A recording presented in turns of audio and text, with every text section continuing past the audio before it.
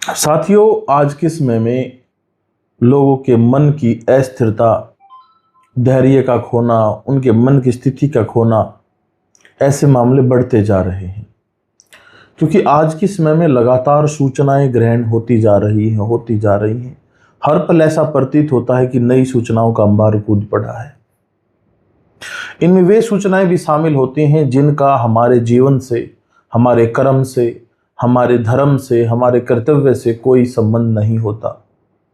फिर भी हमारा मन उन पर प्रतिक्रिया कर देता है और उस सूचना को छोड़ करके अगली सूचना की ओर प्रेषित हो जाता है। और इसे बोलते हैं, आयुर्वेद में इसे समझाया भी गया है कि ये वो स्थिति है जिसे अति भोजन कहा जाता है। जिस प्रकार आयुर्वेद में ये बात स्पष्ट लिखी गई है कि भोजन करना उतना जरूरी नहीं है जितना जरूरी उसे पचाना और फिर उसका आत्मसात करना है।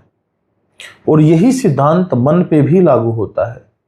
हमारे आज के युग में लगातार सूचनाएं, वो चाहे मीडिया के माध्यम से, वो चाहे फ़ोन कॉल के माध्यम से, समाचार से, अन्य और भी ओवर थिंकिंग की वजह से भी बहुत सारी सूचनाएं हमारे दिमाग में आती हैं। मन उन पर प्रतिक्रिया करता है और फिर अगली सूचना की तरफ बढ़ जाता है। यह स्थिति न सिर्फ सूचनाओं की है, बल्कि इसे मन स्थिति खोने की स्थिति बोलते हैं कि मन स्थिति समाप्त होती जा रही है, एकाग्रता घट रही है, एक किसी मुद्दे के ऊपर शांति से सोच नहीं पा रहे हैं, तो मन अधीर हो रहा है, धैर्य समाप्त हो रहे हैं।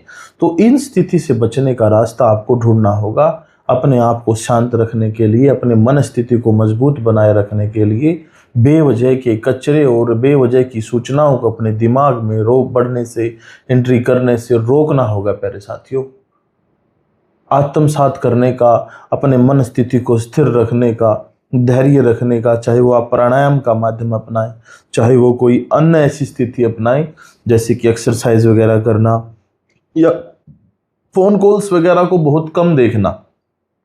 फ़ोन कॉल्स तो अटेंड करें, लेकिन ये कि भाई हर 2 मिनट में फ़ोन चेक करना, हर नोटिफिकेशन चेक करना, ये स्थिति हमारी जो है मन स्थिति को ये प्रदर्शित करती है कि हम स्थिरता खो चुके हैं। और इसे वापस लाना हमारे लिए बहुत ज़रूरी है, क्योंकि सभ्यता अलग मैटर है, तरक्की अलग मैटर है। तकनीकी का इस्तेमाल करो, पर कहीं सभ्यता का विनाश ना होता चला जाए।